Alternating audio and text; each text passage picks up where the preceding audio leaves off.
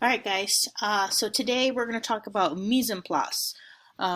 Mise en place to me is one of the most important elements of being successful in the kitchen.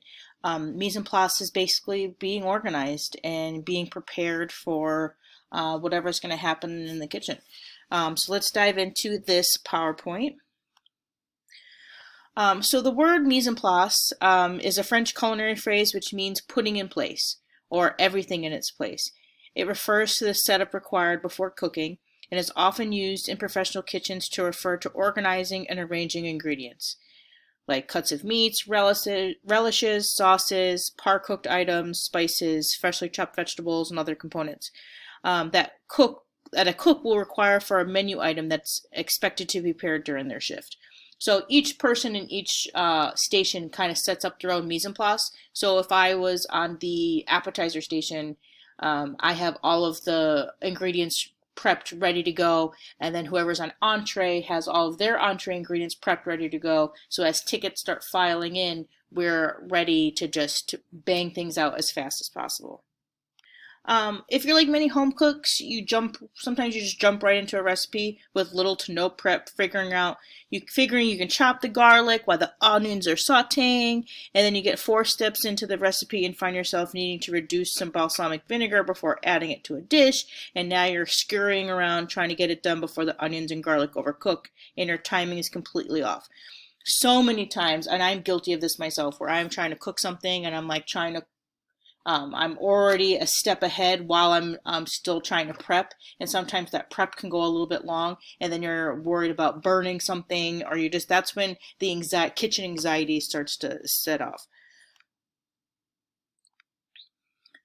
But then when you watch the pro, if you've ever had the occasion to dine in a restaurant with an open kitchen that has a counter that you sit at and watch the chefs do their work, if you have that chance, give it a go. These are the types of restaurants that are especially great if you're dining alone.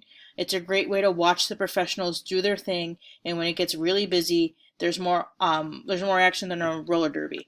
I love sitting at a counter. Now during COVID times, I don't know how open kitchens are going to be, but when you have the chance to watch a professional kitchen do their dance is a really magical thing to see. But then you kind of see how they have everything prepped already and they kind of just move in synchrony, and it's a really impressive thing to watch.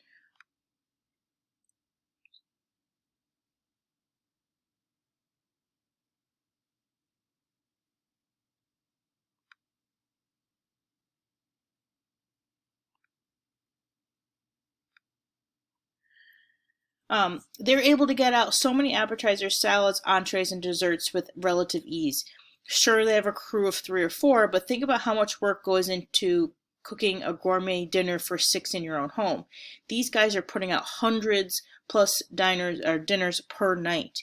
What you notice is their mise en place. Each station is fully prepped with all the ingredients necessary to make a particular dish. All meats, chicken, fish are cut and deboned. The fresh herbs for seasoning sauces are washed, cut, prepared into small bowls. The vegetables are sliced, diced, or julienne to the correct size. Everything is ready to go because when the show gets going, there's no time to go back and dice up some carrots. The show must go on. What we don't see are the hours spent during the day when prep chefs are actually working hard to get everything ready for the evening event. So in the prep during the day, that's when everybody is getting most of the work done. So then when it comes time to service, everything just can go smoothly. A good example of using this technique is we all seem to understand is making a simple sandwich. Think about it. You gather up all the ingredients you need and then get them ready for assembly.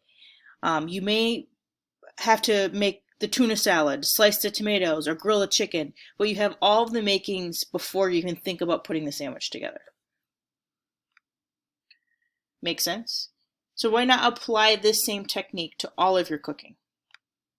Another good example of using this technique is when you stir fry, because everything gets cooked so quickly, you must have all of your ingredients ready to go.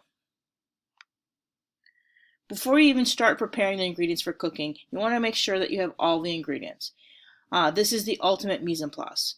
Don't think great chefs had I don't think these great chefs had this in mind when they came up with the term, but how many of you ever started a recipe only to find out you were missing one or two of the key ingredients?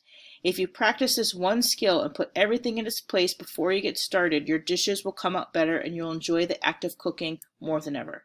One of the main rules I have is that you read through a recipe before you begin, from start to finish. So you're not all of a sudden surprised that oh, I don't have a colander. Oh, I don't have the kale that I needed. Or you don't want to be surprised. So make sure you read through your ingredients, read through the process, and make sure that you have everything ready to go.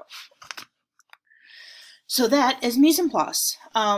So I want you guys to really, this is important for you guys because for your presentations, I need you to get your mise en place all ready to go, and that's the picture I wanted. That's the most important picture for me to see your proper setup. So I want to see if you're making a tomato sauce that you already have the onions diced, maybe you have the garlic already minced, and I want to see everything right before you start to step up to the stove. So I hope you guys learned something. I hope this is something that you can apply to your everyday life, and because I know you'll be preparing this for the rest of the semester at least. So let me know if you have any questions, and good luck.